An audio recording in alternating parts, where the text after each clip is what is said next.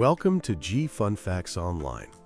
Today, we're journeying from the molten heart of our planet to the edge of space to unravel the mystery of an invisible force that protects us all, Earth's magnetosphere.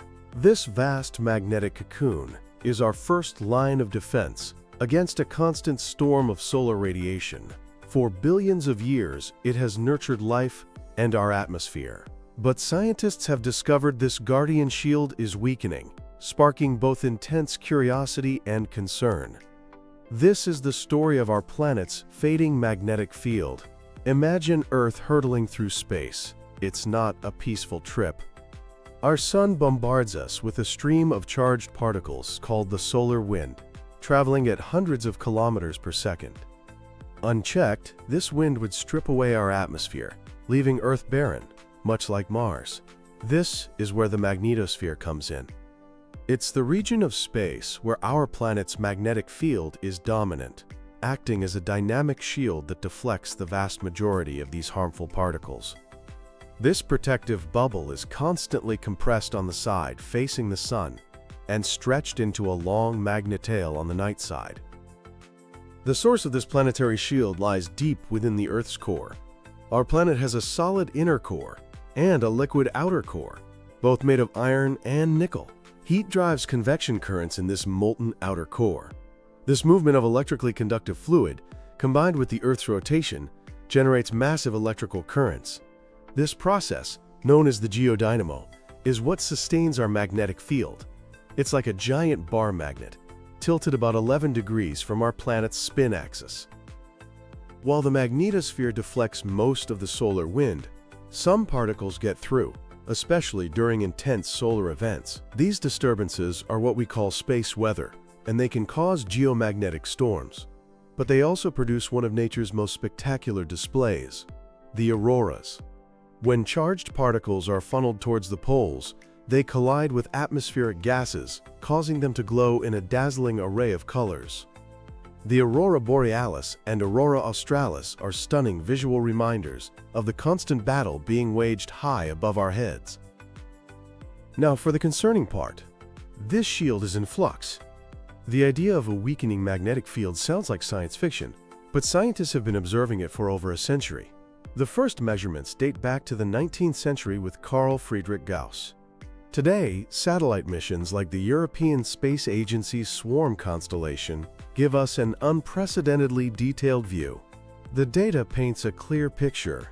On a global average, Earth's magnetic field has weakened by about 9% over the past 200 years.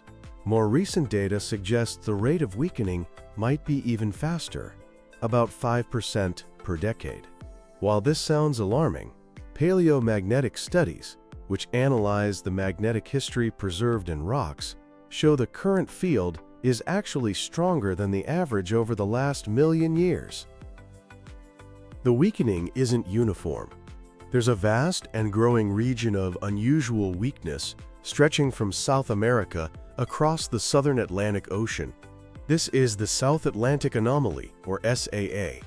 Here, the Earth's inner Van Allen radiation belt, a zone of trapped energetic particles, dips closest to the surface to an altitude of just 200 kilometers. The SAA isn't new, but it has expanded dramatically, and since 2020, it has shown signs of splitting into two distinct lobes. The origin is tied to the Earth's core. One leading theory points to reverse flux patches on the core mantle boundary, where the magnetic field lines are directed into the core instead of out, locally weakening the field. While the SAA has no noticeable effect on us on the ground, it poses a significant threat to technology in space.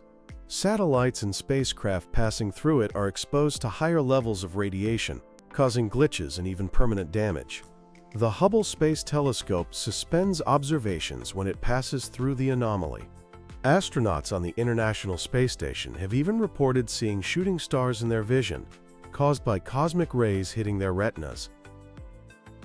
The current weakening is just a snapshot in a long, dramatic history. To understand what's happening, we must look to the past, using the science of paleomagnetism. When volcanic lava cools, iron-rich minerals inside align with the Earth's magnetic field at that moment. freezing a record in the rock. By analyzing these rocks, scientists have discovered something astonishing. The magnetic poles have flipped many times. The north magnetic pole becomes the south, and vice versa. This is a geomagnetic reversal. Over the last 83 million years, there have been at least 183 reversals.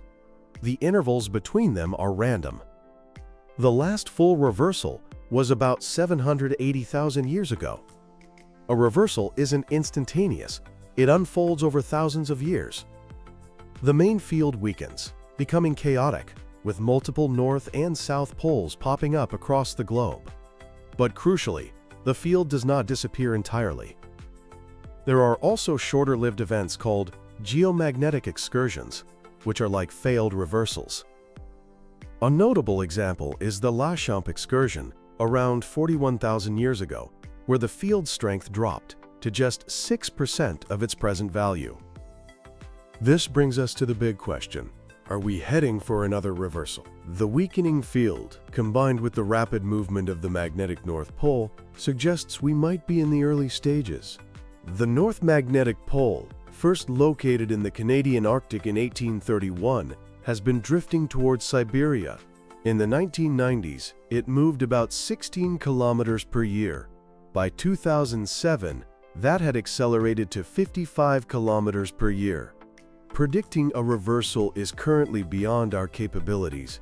Some models suggest it could be triggered within the next couple of thousand years, but others are more conservative. It's a topic of intense scientific debate. The idea of a pole reversal often conjures apocalyptic images, but the scientific evidence says otherwise. It's a gradual process, not a sudden cataclysm. The geological record shows no evidence that past reversals caused mass extinctions. Life has survived hundreds of them. So, while a full reversal may be some way off, the ongoing weakening already has consequences. Our modern world is surprisingly vulnerable to space weather, a threat that a weaker field would worsen.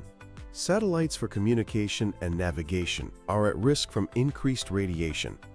Geomagnetic storms can induce currents in our power grids, leading to widespread blackouts, like the one in Quebec in 1989.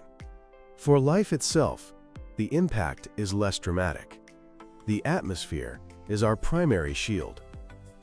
While radiation exposure would increase for airline crews and astronauts, it's unlikely to cause a significant increase for us on the ground. A more subtle question is how a changing field might affect animals that use it for migration, like birds and turtles. They could become disoriented, but many also use other cues, like the sun and stars. What about our climate? Mars lost its magnetic field, and its atmosphere was stripped away. But Earth is much larger and more geologically active. A weaker field might slightly increase atmospheric erosion, but not on a catastrophic scale.